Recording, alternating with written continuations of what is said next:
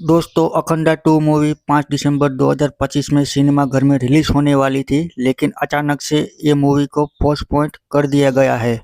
लेकिन नंदमुनि बालाकृष्ण की अखंडा 2 मूवी की टिकट उनके एक फ्रेंड ने पहले से ही ले ली थी। पहले दिन की पहली टिकट लगभग 1 लाख रुपीस में खरीदी थी। वो फ्रेंड तो जर्मनी में रहता है, लेकिन ये मूवी तो अब पोस्टपोन हो गई है।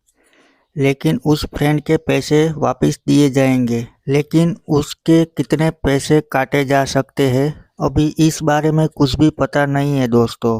और बात करें दोस्तों ये मूवी कब तक रिलीज हो सकती है, लेकिन अभी तक इस मूवी का कुछ भी अनाउंसमेंट नहीं आया है। शायद ये मूवी हमको इस महीने के लास्ट वीक में देखने को मिल सकती है। अगर ये मूवी नहीं आई तो देखते हैं इस मूवी के मेकर इस मूवी को कब रिलीज करते हैं। तो बस आज के लिए इतना ही। अब मिलेंगे किसी नेक्स्ट वीडियो में, तब तक के लिए बाय।